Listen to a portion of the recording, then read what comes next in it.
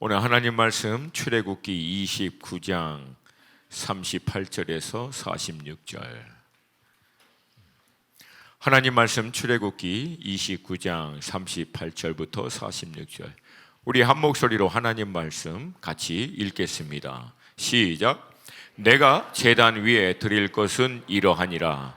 매일 1년 된 어린 양 2마리니 한 어린 양은 아침에 드리고 한 어린 양은 저녁 때에 드릴지며 한 어린 양에 고운 밀가루 10분의 1 에바와 지은 기름 4분의 1 흰을 더하고 또 전제로 포도주 4분의 1 흰을 더할지며 한 어린 양은 저녁 때에 드리되 아침에 한 것처럼 소제와 전제를 그것과 함께 드려 향기로운 냄새가 되게 하여 여호와께 화제로 삼을지니 이는 너희가 대대로 여호와 앞 회막문에서 늘 드릴 번제라.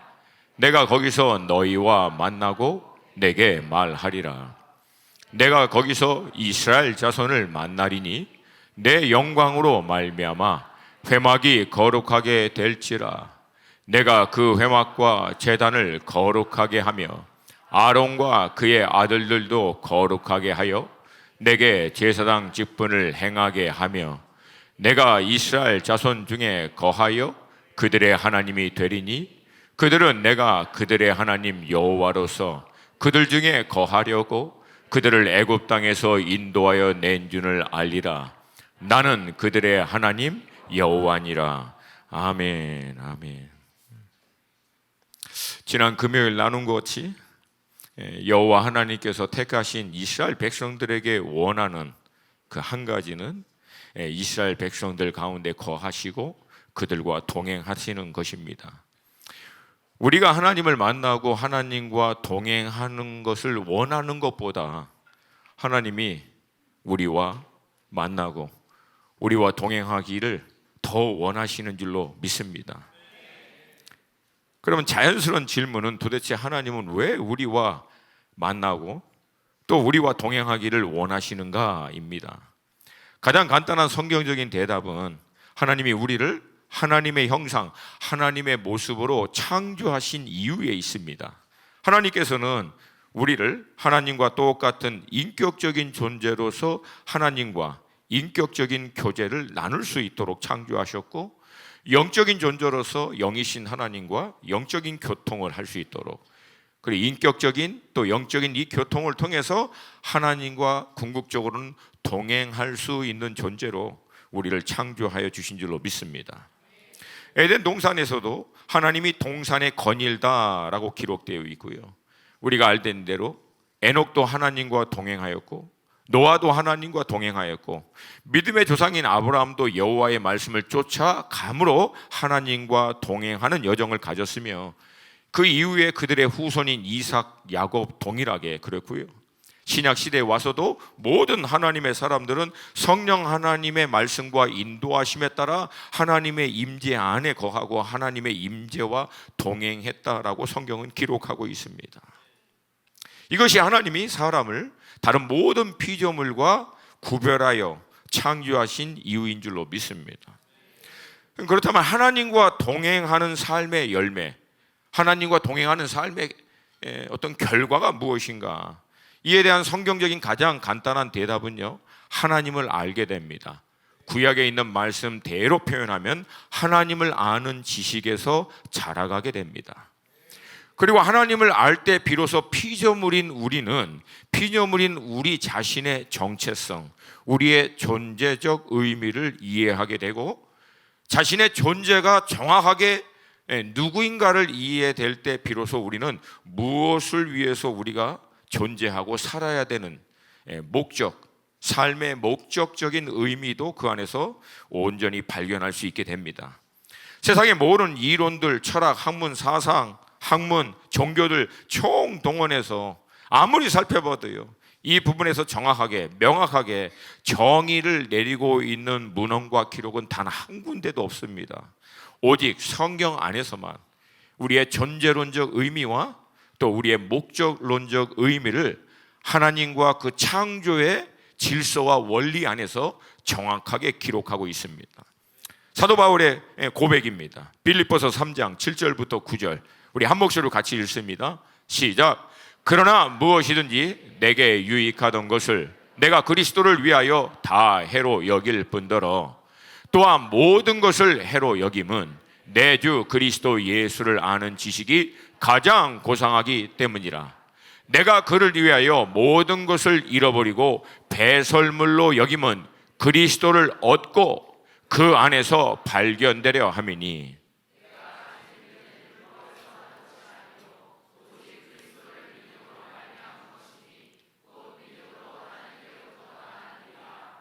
아멘.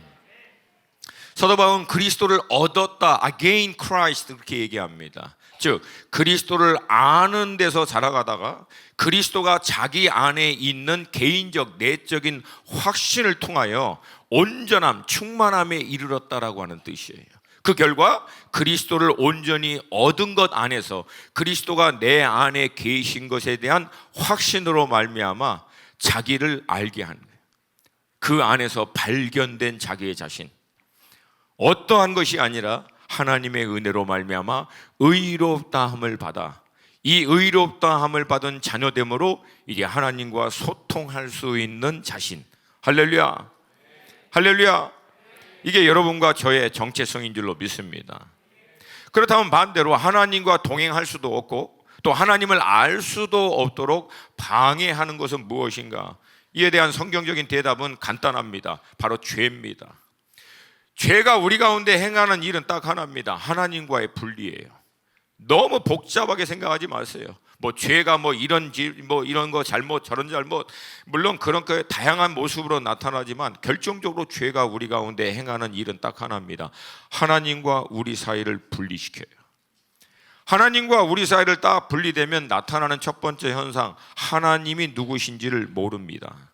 두 번째, 하나님을 잃어버리니까 자기 자신이 누구인지를 망각하는 거예요.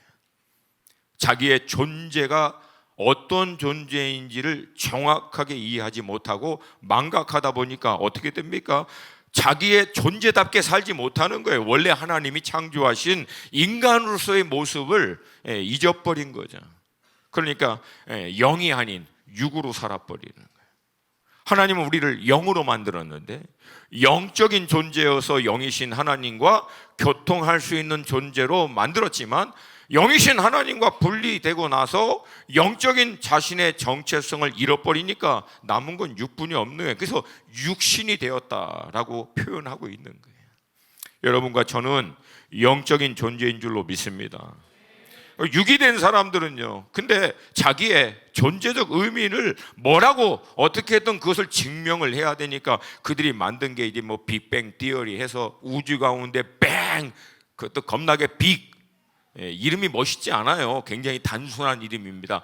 뱅이 한국말로 터지다 그런 뜻이에요. 빅은 크게, 그러니까 빅뱅 겁나게 크게 터졌다 그런 뜻이에요.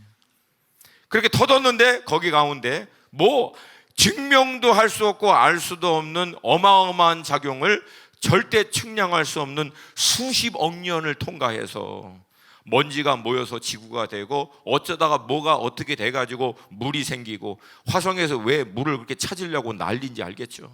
물이 있어야 생명의 근원이 나오거든. 내가 예언할게 절대 못 찾아.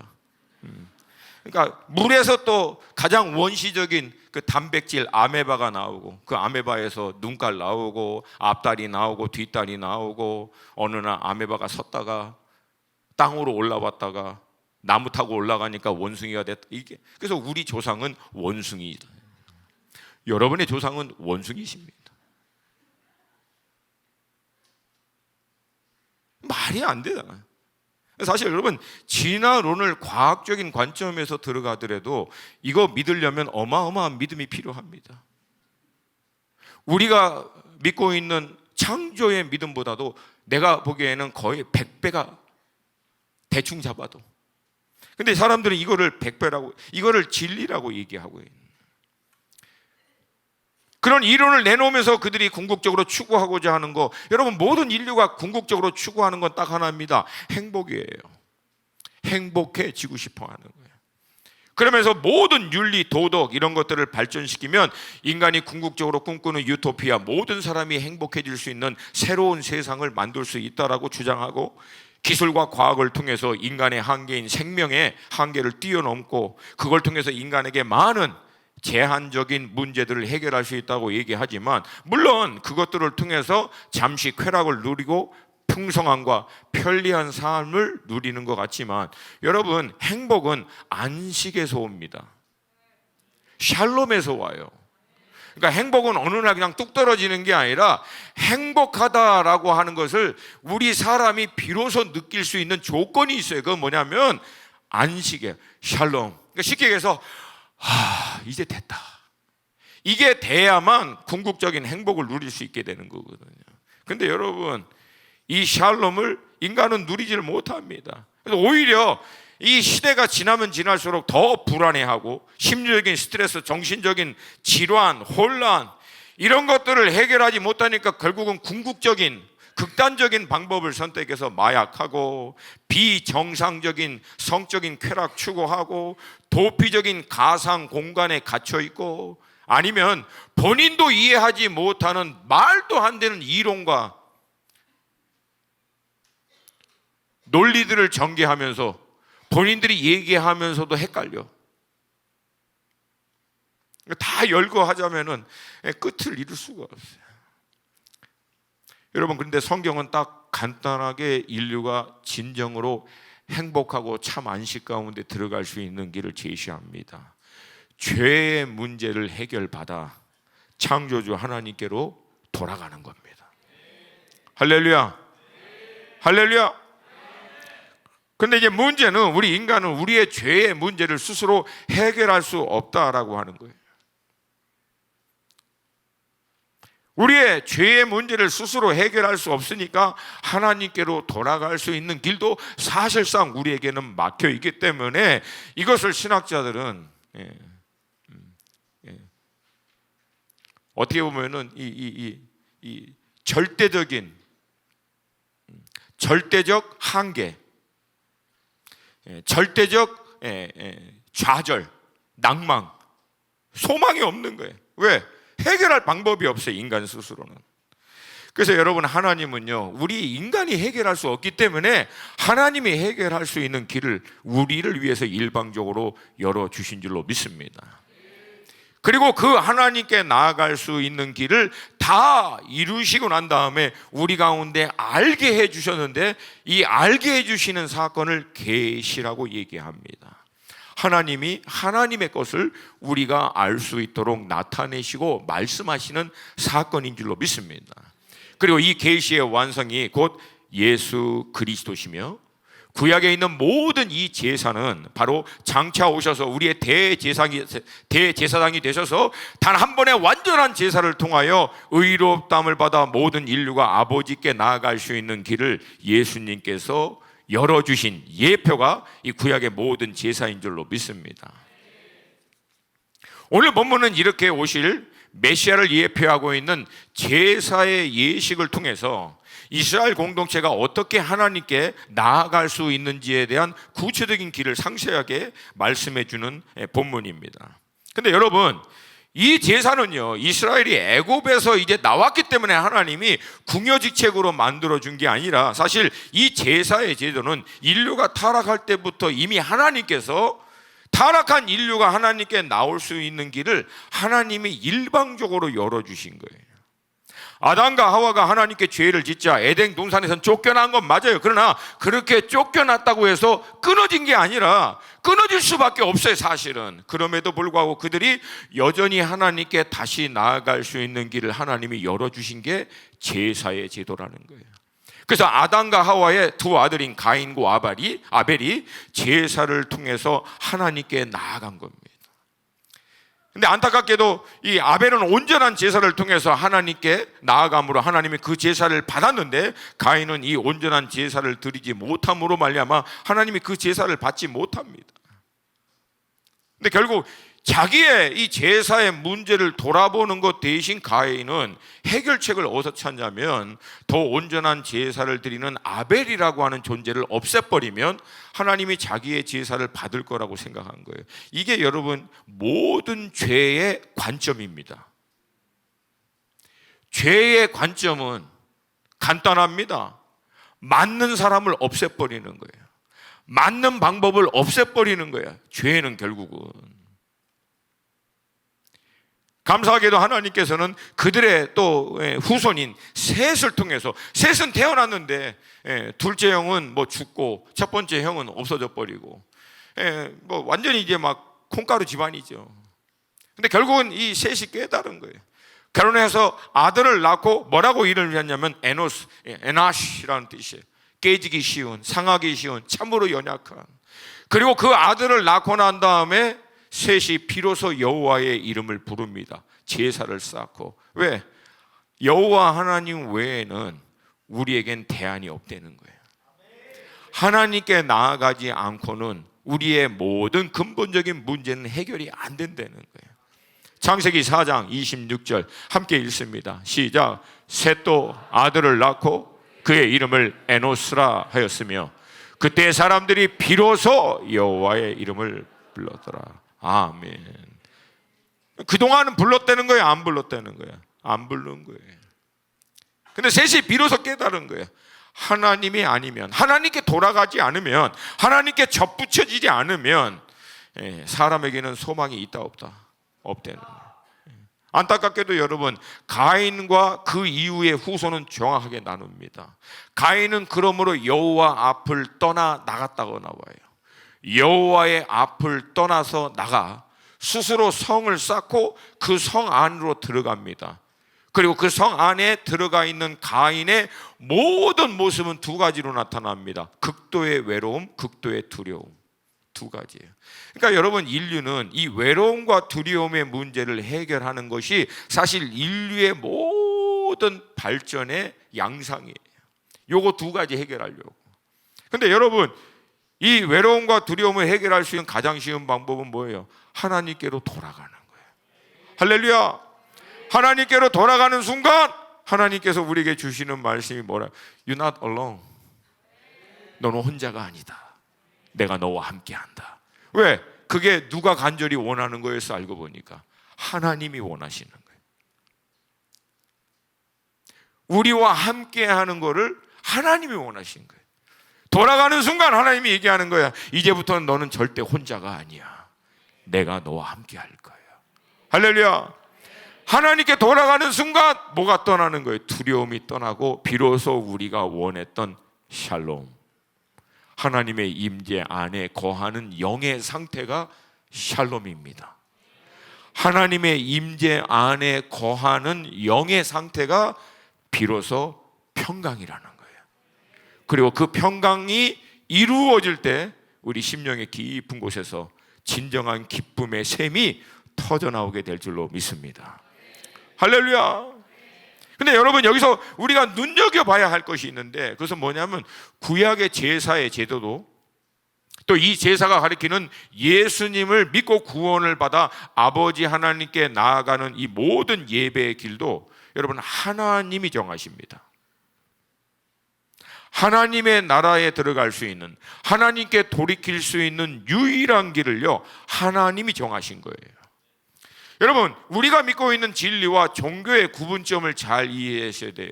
많은 다른 점이 있지만 가장 핵심적으로 다른 두 가지, 우리가 믿고 있는 진리와 종교의 차이 두 가지. 첫 번째, 종교는 자신들이 신이라고 부르고 있는 존재에게 나아가는 길을 본인들 스스로가 만듭니다. 그리고 자신들이 원하는 것을 얻기 위해 그 신을 섬깁니다. 근데 기독교의 진리는 하나님께 나아가는 길을 우리가 정하지 않습니다. 하나님 그분이 정하시는 거예요. 그 길을 우리에게 알게 해주시는 이 계시적 사건을 통해서 우리는 비로소 하나님께 나아갈 수 있는 길을 이해하게 되는 거예요. 알게 되는 거예요. 할렐루야. 그리고 우리가 하나님께 나아가게 되는 이유는 우리가 원하는 것을 얻기 위해서 나아가는 게 아니에요. 물론 처음에는 그렇게 보일 수 있어요. 그러나 궁극적으로 아버지 하나님의 뜻대로, 왜? 우리보다도 우리를 더 잘 아시는 아버지께서 우리를 향한 최선을 이미 예비해 주셨기에. 할렐루야, 할렐루야. 그래서 이 아버지 하나님의 뜻이 우리 가운데 이루어지는 삶이 이 진리를 쫓아 사는 믿음의 삶인 줄로 믿습니다. 이 유일한 길과 이 진리의 삶에 대한 이 유일한 길이 예수 안에 있다고 기독교는 어떻게 보면 고집 피우는 거죠. 세상 사람들의 관점에서 볼 때는. 그래서 다른 모든 종교와 일반 믿지 않는 사람들은 독선적이네, 비이성적이네, 너무나 납득하기, 이해하기 어려운, 정말 말도 안 되는 편협하고 너무나 속 좁은 사람들이라고 비난합니다. 그리스도인들을 향해서. 근데 여러분, 이게요 굉장히 간단합니다. 제가 이미 몇 번 얘기했죠. 대한민국에 들어오는 법을 어느 나라가 정합니까? 너무 어렵구나. 대한민국에 들어오는 법을 대한민국이 정합니까? 일본이 정합니까? 일본에 들어가는 법을 일본이 정합니까? 중국이 정합니까? 중국에 들어가는 법을 중국이 정합니까? 미국이 정합니까? 그럼 여러분, 하나님의 나라에 들어가는 법은 하나님이 정합니까? 우리가 정합니까? 이게 왜 어려운지 모르겠어. 여러분, 이게 상식적이지 않습니까? 이게 논리적으로 말이 맞는 게 아닙니까? 왜 하나님께 나아가는 길을 본인들이 납득하고 이해할 수 있도록 제시해달라고 얘기해요. 제가 몇 번 얘기했죠. 제가 인도 비자 받다가 너무 황당해가지고 말도 안 되는 서류들을 요구해서 내가 그래서 인도 그 비자 신청하는 그 창구에 있는 아저씨하고 한 번 싸울 뻔했다고. 응? 말이 안 된다고. 왜 이러냐고. 딱 한마디 하더라고. Sir, that's what Indian government require. 선생님, 그게 인도 정부가 요구하는 겁니다. 뭐라 그래? 인도 들어가고 싶은 사람은 누구야? 나야. 인도 들어가는 법은 누가 정해? 인도 정부가. 그러면 내가 따라야죠. 아멘입니까? 아멘입니까? 오늘은 이 본문의 말씀은 특별히 어떤 특별한 시즌이나 때가 아니라 지속적으로 살아계신 하나님께 나아갈 수 있는 제사에 대해서 가르쳐주고 있는 말씀이고, 몇 가지 우리가 굉장히 살펴봐야 될 것이 있어요. 제가 이 말씀을 새롭게 묵상하면서 여러분, 묵상의 은혜는 볼 때마다 새롭다는 거예요. 아멘이 약해요. 끼니 하는 사람은 크게 다시 한번, 묵상의 은혜는 볼 때마다 새롭다는 거예요. 할렐루야. 여러분, 가장 먼저 38절을 한 번만 더 보겠습니다. 38절 말씀 한 목소리 읽습니다. 시작.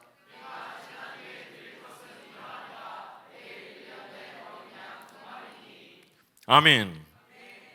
동일한 본문을 다루고 있는 민수기 28장에서 보면 이 제사를요 상번제라고 기록하고 있습니다. 민수기 28장 3절, 민수기, 네, 함께 읽습니다. 시작.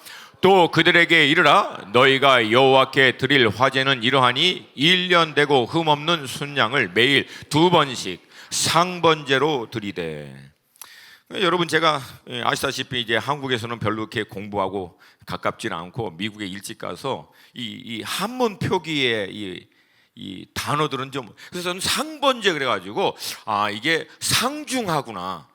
그래서 가장 이게 프리미엄 아퍼링, 그런 건 줄 알았어요. 근데 영어를 보니까 이게 너무 쉬워. Continual offering, 지속해서 드리는 거야.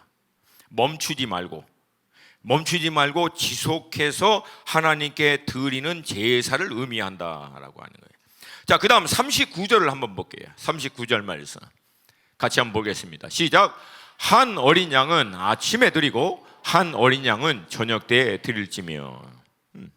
아침과 저녁 때에 한 번씩 드리는 건데, 이걸 풀이해서 얘기하면은요, 하루를 시작하면서 한 번 드리고 하루를 마치면서 또 한 번 드리는 거예요.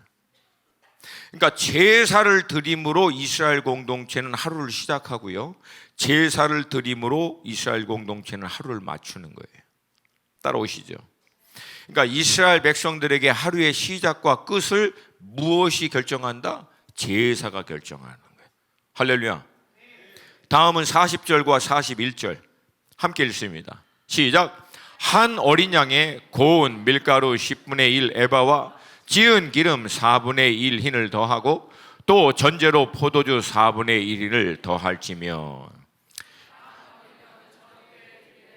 아침에 한 것처럼 소제와 전제를 그것과 함께 드려 향기로운 냄새가 되게 하여 여호와께 화제로 삼을지니.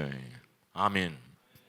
세 가지가 나와요. 첫 번째 소제, 이거는 곡식을 곱게 빻아서 기름을 거기에 더하여 하나님께 드리는 그런 제사를 얘기합니다. 보통은 감사의 마음, 이런 것을 담아서 주님 앞에 드려지는데 따로 혼자 드리진 않고요, 번제를 드릴 때 함께 하나님께 더하여 드립니다.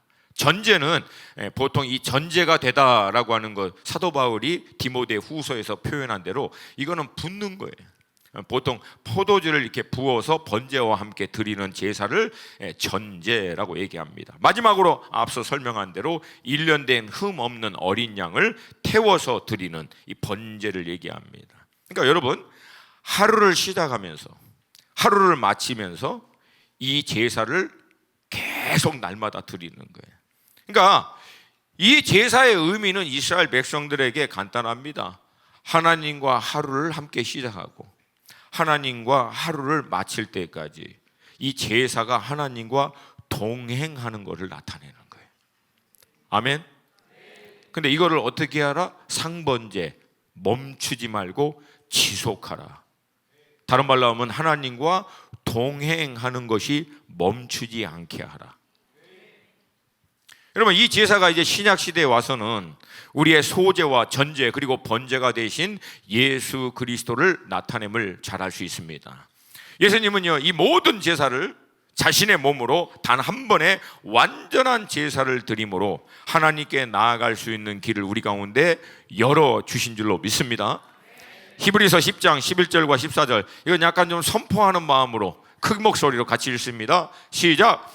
제사장마다 매일 서서 섬기며 자주 같은 제사를 드리되 이 제사는 언제나 죄를 없게 하지 못하거니와 오직 그리스도는 죄를 위하여 한 영원한 제사를 드리시고 하나님 우편에 앉으사 그 후에 자기 원수들을 자기 발등상이 되게 하실 때까지 기다리시나니 그가 거룩하게 된 자들을 한 번의 제사로 영원히 온전하게 하셨느니라.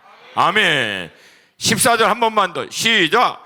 그가 거룩하게 된 자들을 한 번의 제사로 영원히 온전하게 하셨느니라.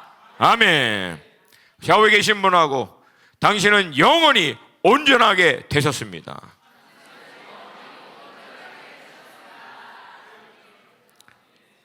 아멘. 그래서 여러분, 우리가 살아계신 하나님 앞에 나아갈 수 있는 유일한 이유는 단 한 번의 완전하신 제사를 통해서 우리로 하여금 의롭다 함을 받을 수 있는 길을 열어주신 예수의 공로에 있는 줄로 믿습니다. 다시 강조합니다. 오늘 여러분이 이 예배에 나올 수 있는 이유는 여러분이 오늘 한 주 어떻게 착하게 살고 잘 살아서 나온 게 아니라 오늘 우리가 이렇게 살아계신 하나님을 영과 진리로 예배를 드릴 수 있는 이유는 예수께서 우리 가운데 이루신 공로를 힘입는 자들, 믿는 자들, 그 공로를 인정하는 자들, 그런 자들에게 의롭다함을 주시는 하나님의 은혜로 말미암아 우리가 아버지 하나님 앞에 나와 예배 드릴 수 있는 것인 줄 믿습니다. 그러니까 여러분, 우리의 어떠함이 하나님께 나아갈 수 있는 것을 더하거나 뺄 수 있다 없다? 다시 한번, 우리의 어떠함이 하나님께 나아갈 수 있는 우리의 자격에 뭘 덧붙이거나 뺄 수 있는 게 있다 없다? 근데 많은 성도들이 안타깝게도, 제가 좀 소리를 지르는 이유가 있어요. 제발 정신 차려서 좀 들으라고. 우리가 의롭다함을 받아서 아버지께 나아가는 것은 우리의 어떤 것도 영향을 미칠 수가 없어요. 오직 예수입니다. 오직 예수의 공로입니다. 만약에 우리가 아버지 하나님 앞에 나아갈 수 있는 공로를 조금이라도 우리 어떤 것에 더해버리면, 여러분, 이 의롭다함이 자기의 어떤 것에서부터 나온다라고 착각해버리면 사람은 딱 두 가지 실수합니다. 첫 번째, 천국과 지옥을 늘 왔다 갔다 해요. 어느 날 금요일은 나올 때 천국을 갔다 온 것처럼 나오고, 한 주간 잘 살았어 본인이 생각할 때 착하게 말씀에 따라 그래도 괜찮게 산 것 같아. 들어올 때부터 얼굴이 달라. 막 담대하게, 막 당당하게, 막 안녕하시냐고 막 그러면서 들어와. 근데 만약에 한 주간 막 죽 썼어, 죄도 좀 진 것 같고, 막 운전하다가 막 열쇠켈 이것도 하고 막 그러면 들어올 때부터 어떻게 막 기면서 와, 기면서 눈도 마주치기 힘들어갖고 막. 그러니까 이런 성도들은요, 신앙생활 할 때 정말 힘듭니다. 왜? 목사님 어느 날 볼 때는 담대하게 목사님 안녕하세요 그러다가 어느 날은 목사님 얼굴 쳐다도 못 봐. 막 죽을 죄인인 것 같지. 어느 날은 천국이었다가 저녁에는 지옥이었다가 다음날 아침엔 다시 또 천국 됐다가, 이게 너무 왔다 갔다 해, 왔다 갔다 해. 자유케 될지어다. 그게 진리가 여러분을 자유케 하는 거예요. 할렐루야. 하나님께 의롭다함을 받아 자녀됨의 권세로 나아가는 데에는 나의 어떠함이 더하거나 뺄 수 있다 없다. 물론 죄를 싸워서 믿음의 의의를 지키는 것은 중요해요. 그렇기 때문에 하나님께 나아갈 수 있는 건 아니에요. 오직 예수 때문에 나아갈 수 있어요. 아울러 자기 의로 하나님께 나아가는 거라고 착각하는 사람들의 공통적인 특징, 교만합니다. 왜? 자긴 잘 산 것 같거든. 떳떳하게 말씀에 따라 기도도 많이 하고 묵상도 열심히 하고, 그러면 뭐예요? 온통 정죄하고 판단하고 다녀요. 근데 자기의 어떠함에 상관없이 오직 예수의 공로로 말미암아 의롭다함을 받아 하나님을 아버지라 부르고 나갈 수 있다. 이거 믿는 사람은 다른 사람 정죄해요, 안 해요? 안 해요. 왜? 나도 은혜, 너도 은혜. 피차간 은혜. 할렐루야. 이 은혜가 덮어버리는 거예요. 아멘. 그러면 구체적으로 우리가 어떻게 나가라고 얘기합니까? 간단합니다. 따라서 합시다. 날마다 멈추지 말고 하루의 삶을 시작하면서 하루의 삶을 마칠 때까지 주님과 동행하라는 거예요. 아멘. 아멘입니까? 근데 여러분, 이걸 머리로 우리가 알고 있는 거 안 중요합니다. 구약의 예표, 이 제사의 예표가 예수님이시고 예수 그리스도께서 단 한 번의 온전한 제사를 통해서 우리로 하여금 하나님께 나아갈 수 있는 길을 열어주셔서 하나님과 우리가 동행할 수 있고 교통할 수 있고 영적으로 함께할 수 있습니다 라고 하는 것을 머리로 알고 있고 이해하고 있는 거, 예수님의 예표가 구약의 제사인 거, 이런 거 알고 있다고 깨닫는다고 하는 게 여러분 중요할 수는 있지만 실제적으로 우리에게는 아무 의미가 없어요. 왜? 그러면 그걸 누려야지. 날마다 멈추지 말고 하나님께 나아가야죠. 깨달으라고 주신 말씀이 아니라 삶으로 누리라고 주신 말씀이에요. 진리는 득도하는 게 아니에요, 여러분. 신앙생활을 제일 답답하게 하는 사람, 도 닦듯이 하는 거예요. 뭔가 깨달았다는 거야, 알았다는 거야. 와우! 이런 놀라운 말씀의 깊이를 이해하고 알았다. 근데 여러분, 성경은 여러분으로 하여금 그 진리를 이해하고 알라고 주는 말씀이 아니라 이거 누리라고 주신 말씀이에요. 누리라고, 실제로 살아내라고. 할렐루야. 그래서 여러분, 이걸 정말 누릴 수 있는 길은 간단합니다. 정해진 시간, 장소, 하나님의 임재 가운데 나아가시라는 거예요.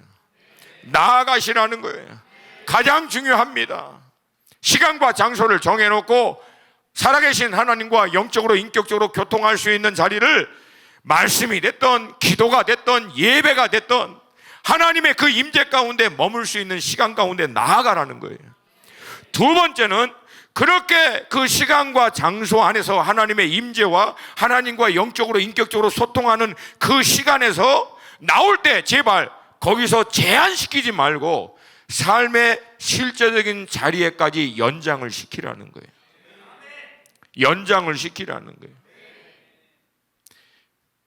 영성의 관건은 구별된 장소와 시간에서 누렸던 하나님의 임재를 어떻게 나머지 실질적인 삶 가운데로 확장시키느냐, 이게 영적인 관건의 핵심입니다. 이게 안 되면 돛 닦는 거야. 돛 닦는 거라고. 시간과 장소를 구별하여 영이신 인격이신 하나님과 교통하고 그 하나님을 더욱 알고 경험하고 체험하는 그 시간을 갖는 거 정말 중요합니다. 근데 그리고 난 다음 나갈 때 그 하나님의 임재, 그 임재와 교통하는 것을 함께 가지고 나가야 되는 거예요. 그래서 삶의 현장으로 그분과 계속 지속해서 멈추지 마시고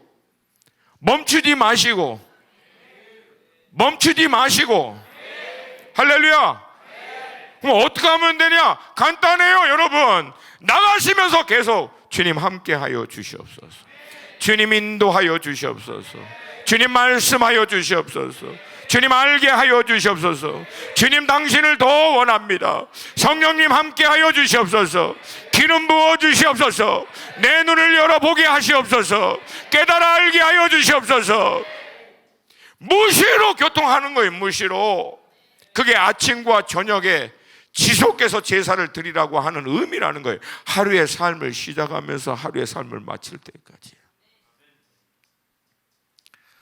제가 이거 예화하면 또 집에서 또 핍박받긴 하겠지만 어쩔 수 없어요.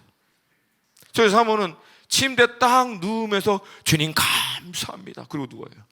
그리고 아침에 눈 뜨면서 주님 감사합니다 하고 눈 떠. 그래서 내가 참 이렇게 있다가 저거다.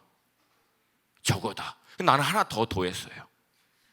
주님 감사합니다, 오늘도 놀라운 날이 될 것입니다.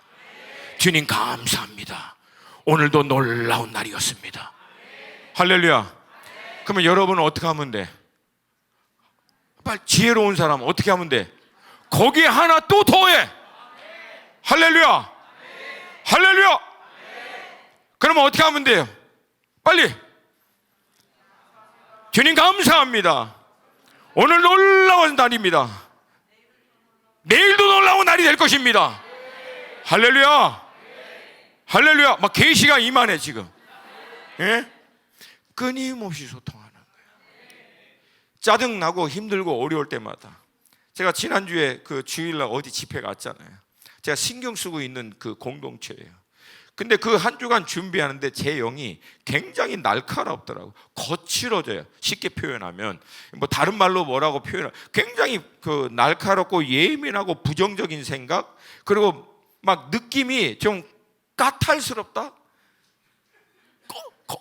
거칠다, 조금 물론 표현하지는 않는데 제 안에는 그걸 느끼는 거예요. 계속해서 기도하는 거죠. 어떻게 기도합니까? 주님 부드러운 마음을 주시옵소서, 새 마음을 주시옵소서, 저의 마음과 생각을 다스려 주시옵소서, 성령님 임하여 주시옵소서, 역사하여 주시옵소서. 계속 교통하는 거예요. 할렐루야. 여러분의 감정이 여러분을 휘둘르도록 하지 마시고 여러분들이 하나님의 임재와 교통하는 걸 통해서 감정을 다스리세요. 여러분의 상황과 환경에 끌려다니지 마시고 여러분의 하나님과 교통하는 것을 통해서 상황과 환경을 돌파하세요. 할렐루야. 할렐루야. 이걸 통해서 어떤 일이 일어나냐면 하나님과 교통하는 게 점점 몸에 익숙해지는, 그게 바로 영의 삶, 영적으로 사는 삶으로 들어가는 비결이라는 거예요. 할렐루야. 할렐루야. 그렇게 하나님의 임재 안에 나아가 지속해서 하나님과 이렇게 교통하고 있는 결과에 대해서 성경은 뭐라고 얘기하는가? 42절 말씀 함께 읽습니다.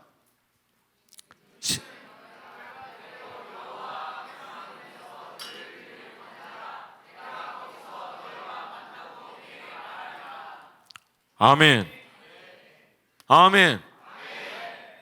그러니까 하나님이 고기 드시고 싶고 빵 드시고 싶어서 제사 드리는 게 아니라 이걸 통해서 궁극적으로 하나님이 이스라엘에게 원하는 건 뭐예요? 너희들을 내가 만나고 싶다는 거예요. 너희들과 얘기하고 싶다라고 하는 거예요. 할렐루야. 할렐루야. 이걸 통해서 하나님이 이스라엘 백성들에게 어떤 계획을 갖고 계시는지, 그들을 통해서 하나님이 어떤 일을 하기를 원하시는지, 그들을 어떻게 인도하기를 원하시는지를 하나님이 말씀하여 주셔서 이스라엘 백성들로 하여금 하나님의 그 예비하심을 위하여 준비할 수 있도록. 아멘. 지금 이 시대도 마찬가지. 의롭다함을 받아 아버지 하나님 앞에 나아갈 수 있는 우리는 그 살아계신 하나님을 만날 수 있으며 소통할 수 있고, 그 아버지께서 우리를 위하여 예비하신 그 온전한 길을 인도하심 받을 수 있는 줄로 믿습니다. 또한 그 길을 나아갈 때 필요한 모든 것들을 공급하여 주실 줄로 믿습니다. 그렇게 살 때 비로소 우리 영이 샬롬을 누리는 거예요. 하나님의 인도하심을 쫓아갈 때, 그리고 그 샬롬 안에서 진정한 조이, 기쁨을 누리는 거예요. 할렐루야, 할렐루야. 근데 이것을 어떻게 하라? 상번제, 멈추지 말고 지속하라. 멈추지 말고 지속하라. 멈추지 말고 지속하라. 멈추지 말고 지속하라. 그렇게 지속하게 되면 나타나는 현상이 있어요. 그렇게 지속하게 되면 반드시 따라오는 결과가 있다는 거예요. 43절 44절 말씀 같이 읽습니다. 시작. 내가 거기서 이스라엘 자손을 만나리니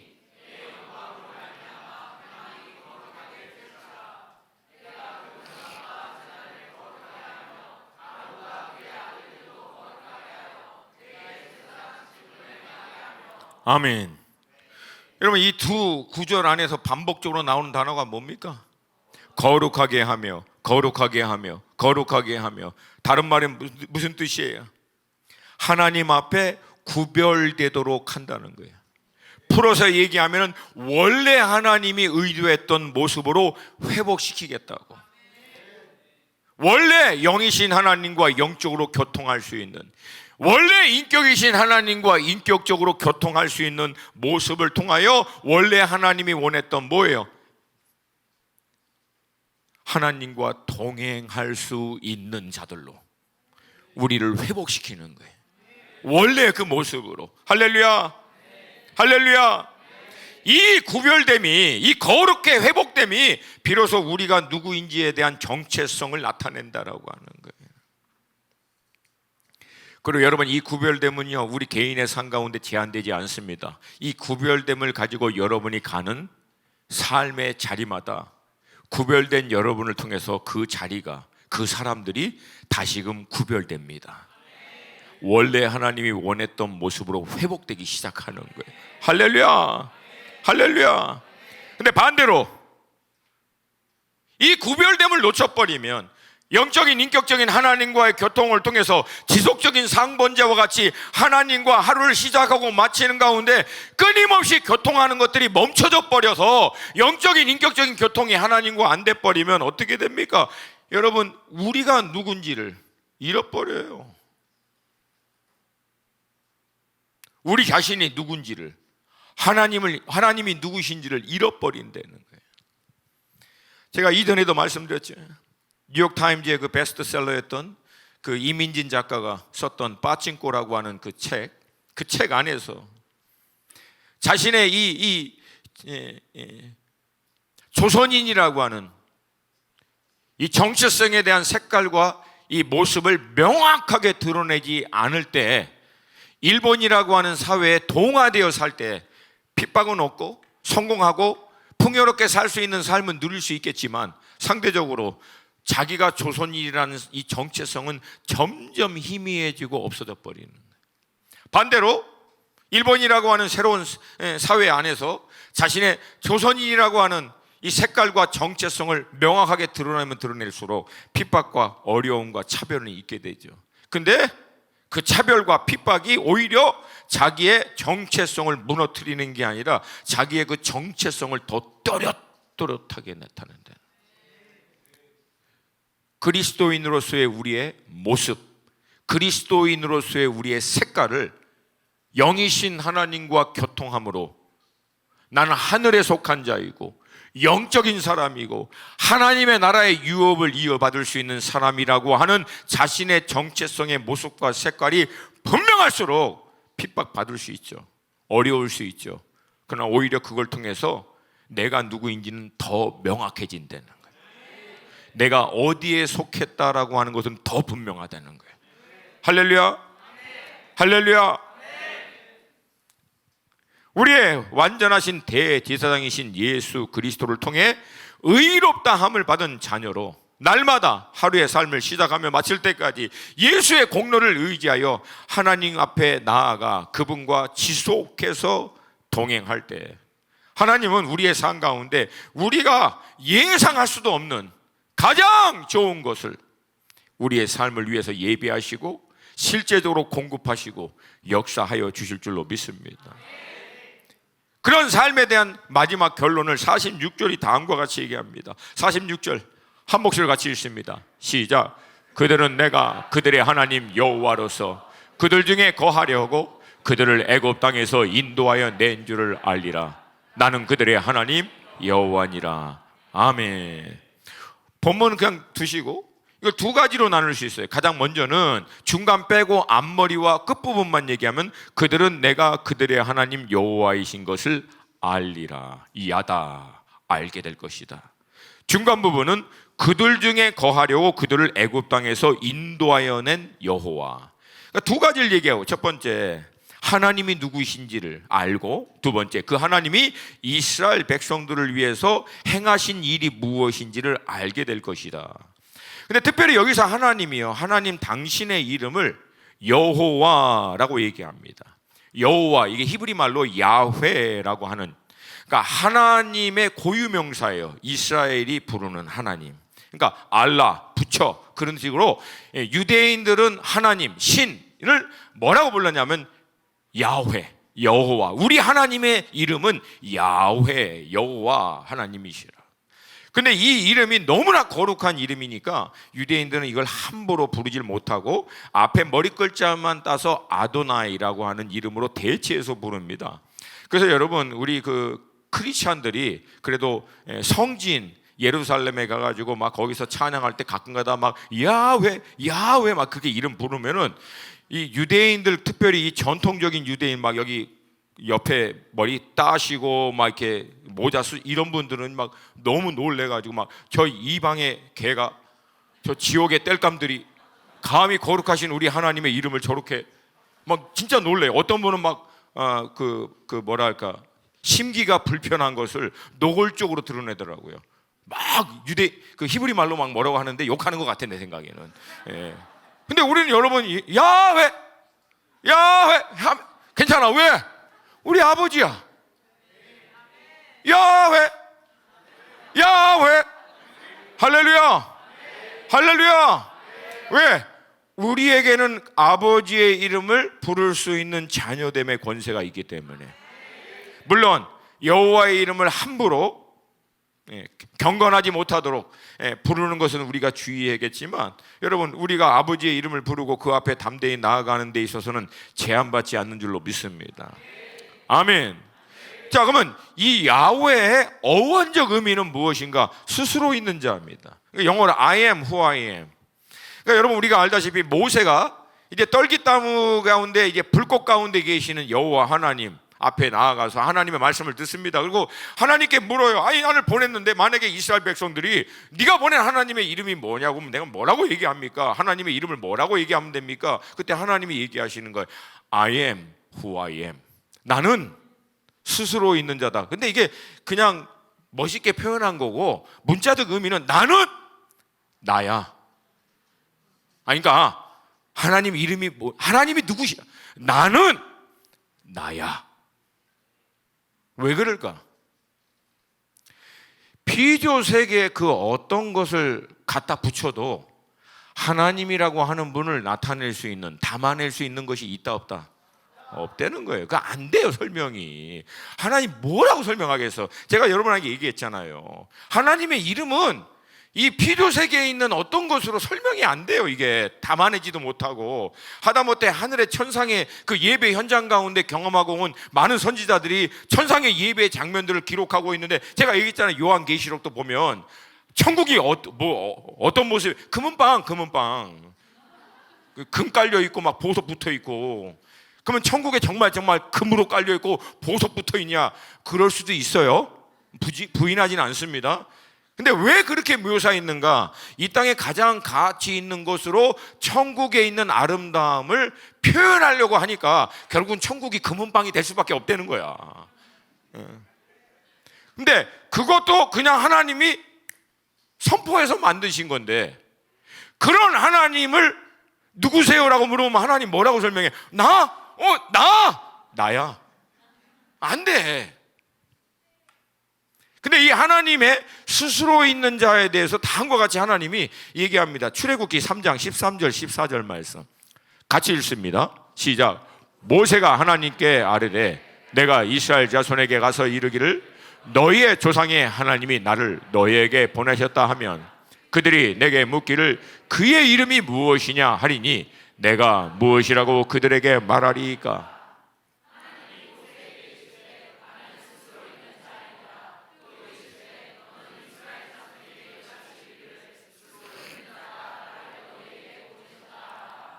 아멘.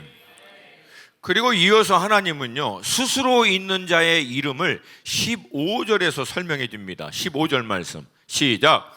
하나님이 또 모세에게 이르시되 너는 이스라엘 자손에게 이같이 이르기를 너의 조상의 하나님 여호와 곧 아브라함의 하나님 이삭의 하나님 야곱의 하나님께서 나를 너에게 보내셨다 하라. 이는 나의 영원한 이름이요 대대로 기억할 나의 칭호니라. 아멘.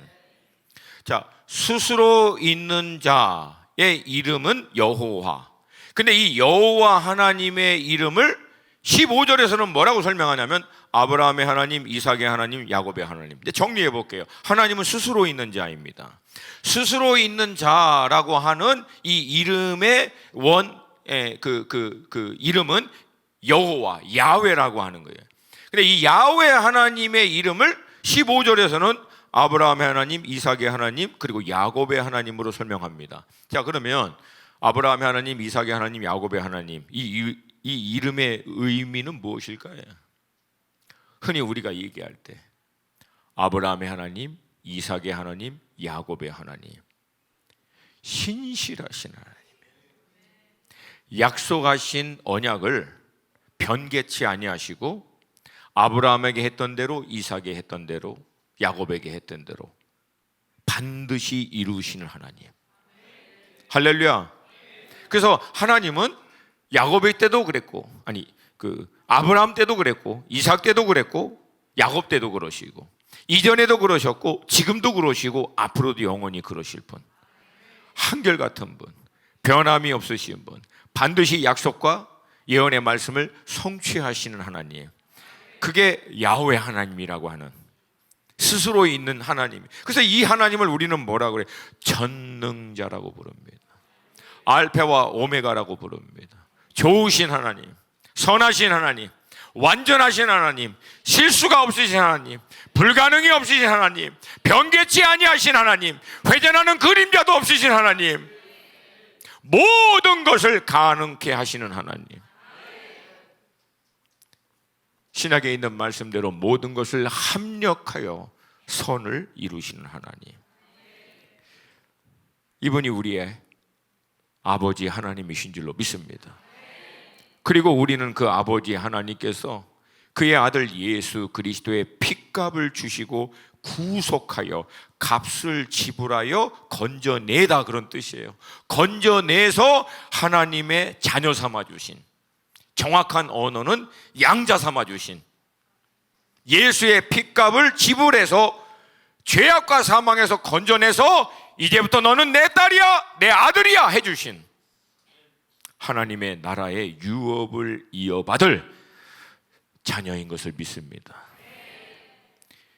이 하나님이 어떤 분이신지가 희미해질 때, 이 하나님 안에서 내가 누구인지가 희미해질 때마다 우리는 어떻게 해야 된다? 그 아버지 하나님께 다시금 나아가야 된다는, 하나님이 누구신지를, 하나님 안에서 내가 누구인지를 다시금 명확하게 하는 거예요. 여러분, 사단이 이 시대를 살고 있는 공동체와 지체들을 향해서 하는 공격은 모든 미혹, 모든 시험 간단합니다. 딱 하나예요. 주님 놓치게 하는 거예요. 주님 놓치게 하는 거예요. 주님 놓치면 우리는 우리의 정체성을 망각합니다. 그러면 우리도 주님 모르는 사람들과 똑같이 사는 것은 필연적일 수밖에 없다. 그러니까 여러분, 모든 시험과 모든 미혹은 어떻게 하든 우리로 하여금 주님 놓치게 만드는 거예요. 그러니까 신앙은 그러니까 반대로 하여튼 뭐가 어떻게 되든 주님께 꽂는 거예요. 주님 놓치지 않는 거라고. 그러니까 신앙은 뭐가 어떻게 되든 하여튼 무조건 주님 놓치지 않는 거예요. 날마다 하루를 시작하면서 하루를 마칠 때까지 지속해서 멈추지 말고 그분과 교통하고 그분과 대화하면서 인도하심을 구하면서 놓치지 않는 거라는 거예요. 이거 놓치면 여러분 우리는 아무것도 남는 게 없는 인생이 돼버린다. 그래서 사랑하는 여러분, 주님의 이름으로 도전 드립니다. 날마다 멈추지 마시고 예수 그리스도 공로를 힘입어 아버지 하나님 앞에 나아가 아버지가 누구신지, 그 아버지 안에서 내가 누구인지 날마다 명확하게, 더 명확하게, 더 분명하게, 어느 수준까지 내 안에 하나님이 충만할 때까지, 사도 바울의 고백과 같이 내가 예수를 얻었다라고 할 만큼 이제 하나님의 임재가 내 안에 그 어떤 것보다도 가장 확실할 때까지 하나님 당신을 내게 더 알게 하여 주시옵소서. 하나님 당신으로 나를 더 충만케 하여 주시옵소서. 앞으로 DSM 시간 때문에 나누지만 다윗이 골리앗을 돌파할 수 있었던 이유는 딱 하나입니다. 골리앗이라고 하는 세상 끝판왕, 그 존재보다도 더 강력한 내적인 하나님에 대한 확신, 골리앗보다도 자기 안에 더 강력하고 분명한 하나님 임재에 대한 확신, 이게 있으니까 돌파하는 거예요. 할렐루야, 할렐루야, 할렐루야. 여러분 가운데 이 돌파가 있기를 축복합니다. 세상 무섭죠. 세상 뭐 만만하지 않죠. 먹고 사는 것도 그렇고 여러분들 뭐 사는 게 힘들고 어렵죠. 그러나 그 만만치 않은 세상보다도 더 어마어마하신 하나님이 나와 함께 하시면 돌파할 수 있는 줄로 믿습니다. 할렐루야, 할렐루야. 그리고 그 하나님은 우리 가운데 친히 함께 동행하여 주시면서 우리가 나아가야 할 길을 제시하여 주시옵시고, 우리의 구체적인 부르심의 소명이 무엇인지를 깨달아 알게 하시고 그 길을 나아갈 때마다 필요한 모든 영적인 은사와 좋은 것을 공급하여 주시는 분이신 줄로 믿습니다. 이 하나님과 동행하는 삶이 이곳에서부터 시작해서 열방에까지 나아갈 때, 여러분 그렇게 하나님과 동행하는 사람을 통해서 영혼들은, 잃어버린 영혼들은 결국은 우리 안에서 우리와 동행하고 계신 하나님의 임재를 보게 됩니다. 그게 아브라함의 상 가운데 있었고 믿음의 조상들의 상 가운데 있었기에 믿지 않은 그들도 결국은 하나님의 임재가 함께하고 있는 인생 가운데 있는 은총, 하나님의 역사, 하나님이 행하시는 일들을 결국은 보고 그들과 동맹을 맺자라고 얘기할 만큼 하나님의 살아계시고 역사하심이 여러분과 제 삶 가운데 온전히 나타날 수 있기를 주님의 이름으로 축복합니다. 아멘. 이 시간 우리 다 함께 좀 자리에서 일어나시겠습니다.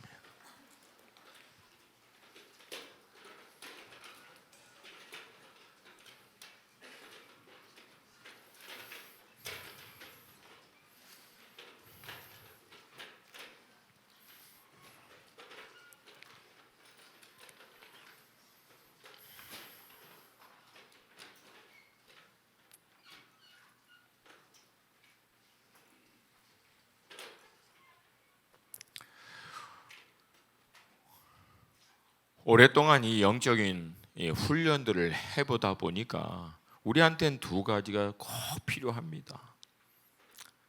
따라서 합시다. 첫 번째, 시간과 장소를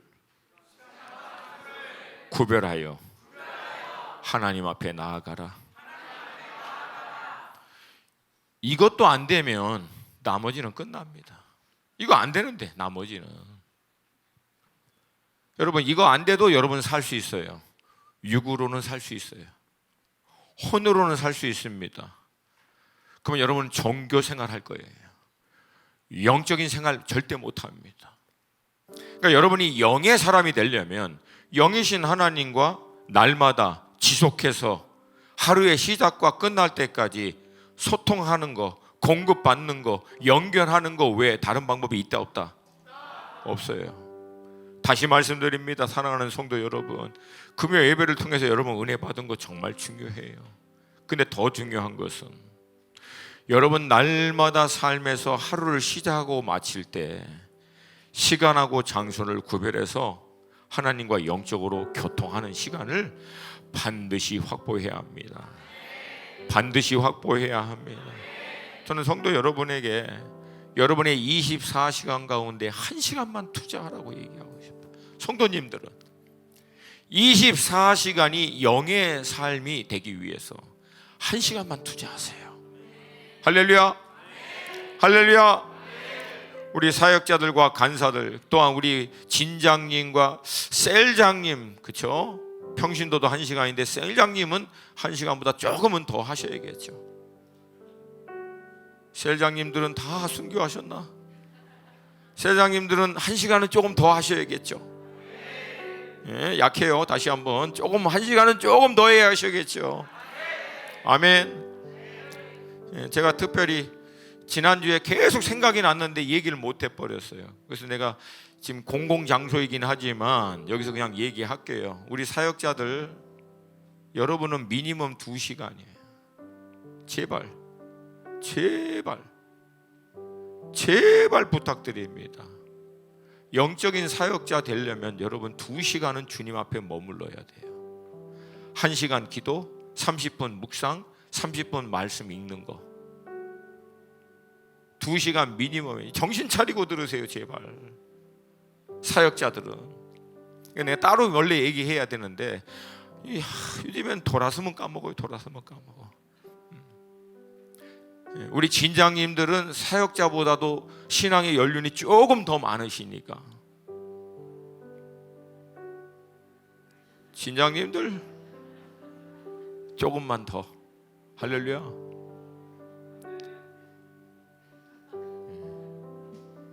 다시 한번 조금만 더. 할렐루야.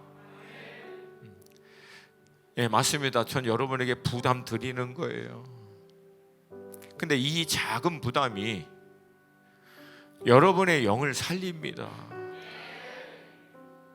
다른 방법 없어요.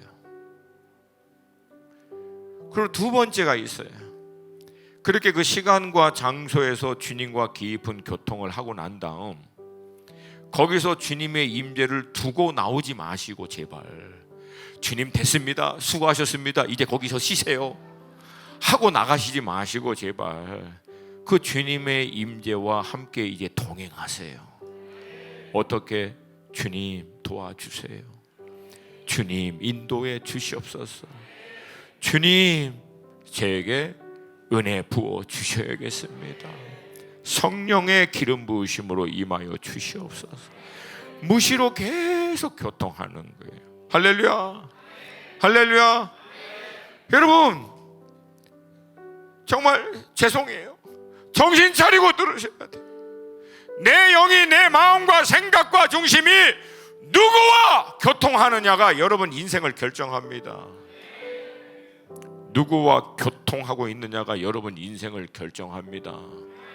온통 세상과 교통하고 있고 세상의 메시지 듣고 세상에 있는 것들 보고 온통 혼과 육에 있는 사람들과 관계하고 그걸로만 여러분이 하루의 삶을 시작하고 마치면 여러분 그 혼과 육이 여러분의 인생을 결국은 다스리게 돼요. 그건 어쩔 수 없잖아요. 그것은 온통 거기에만 내가 꽂혀 있는데 영의 사람이 되려면 영이신 하나님과 교통하셔야 돼요.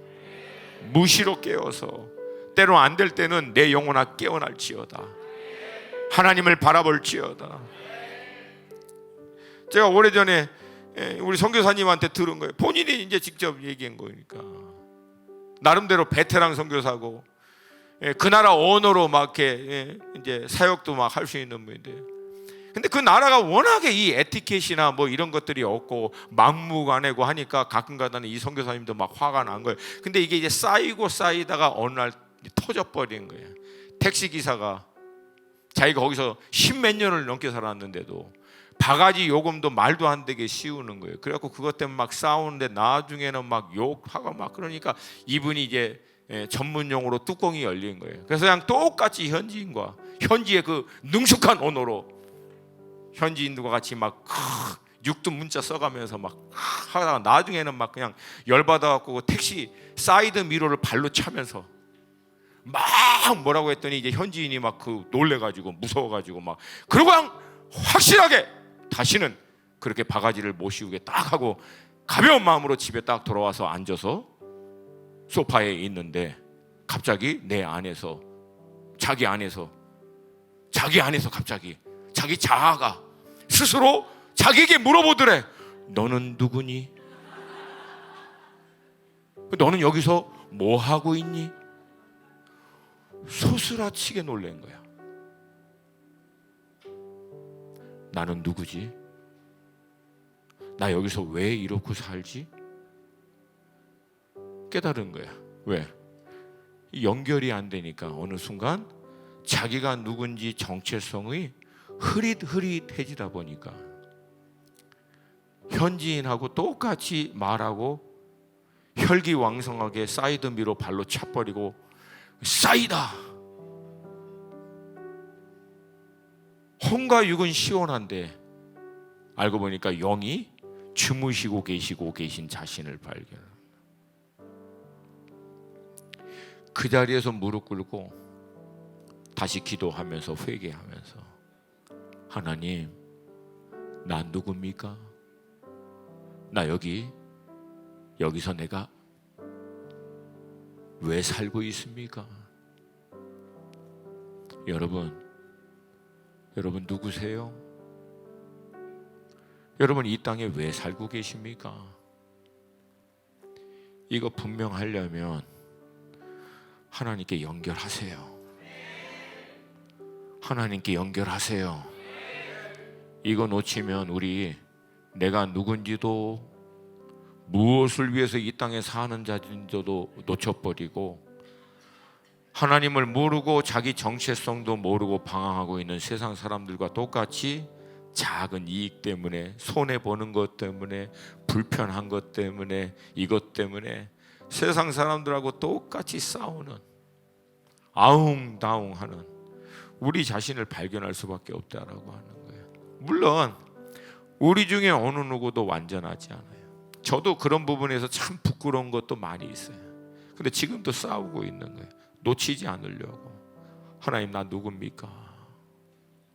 이번 한 주 계속 그 질문을 했거든요. 그래서 이제 십덕이 나온 거예요. 너는 양치는 개다. 아, 양치는 개군요. 제가 양치는 개군요. 제가 뛰는 건 자신 있습니다. 하나님, 뛰는 거는.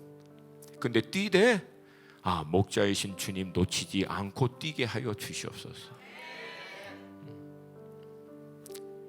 이거 놓치면 우리 끝납니다. 제가 이걸 얘기했잖아요. 그래서 하나님께 스위치 꽂으라고. 할렐루야. 다 함께 두 손가락. 유치한 거 알아. 나도 50 중반이야. 나도. 근데도 하는 거예요. 왜? 이걸 각인시켜야 되거든. 하나님께 다 꽂습니다. 할렐루야. 할렐루야. 그러면 승리하게 될 줄로 믿습니다. 그러면 승리하게 될 줄로 믿습니다. 날마다, 매 순간마다, 하루 시작하면서 하루 마칠 때까지 하나님과 연결할지어다. 하나님과 소통할지어다. 하나님과 나눌지어다. 하나님과 동행할지어다. 내 영혼아 깨어날지어다. 내 영혼아 깨어날지어다. 하나님, 저는 영의 사람입니다. 영의 사람입니다. 영의 사람입니다. 영의 사람으로 살게 하여 주시옵소서. 동의하십니까? 동의하십니까? 날마다 아침부터 저녁까지 멈추지 마시고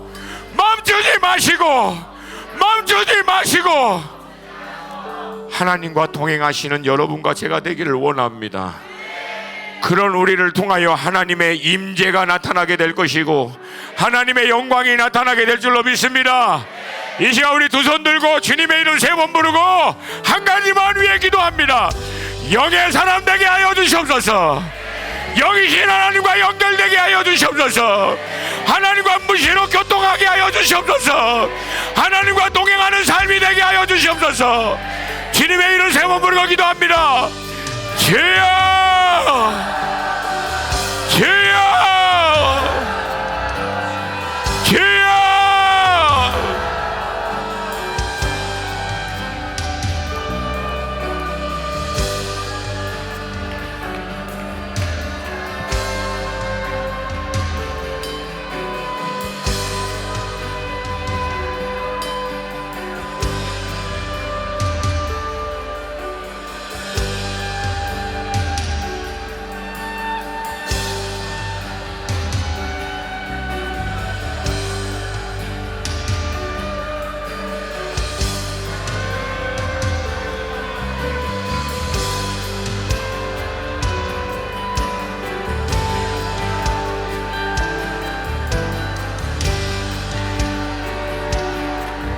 머뭇거리지 마시고 그냥 믿음으로 선포하세요.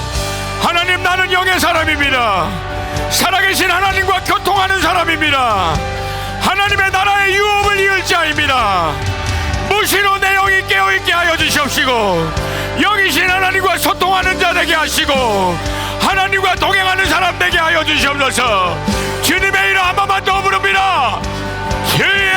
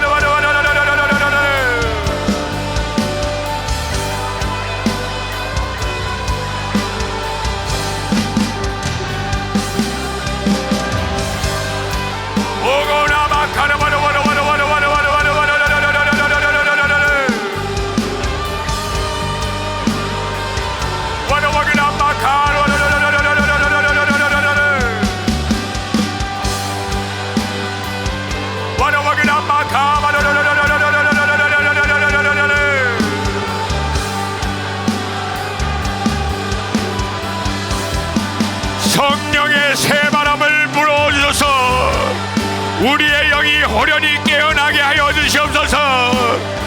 성령의 새바람을 불어주셔서 우리의 영이 새롭게 하여 주시옵소서. 오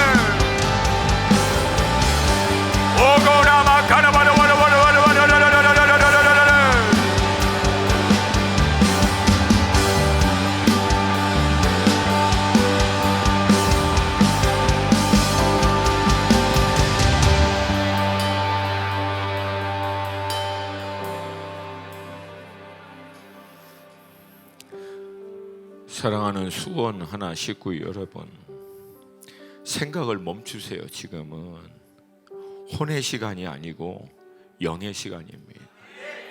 생각하지 마세요.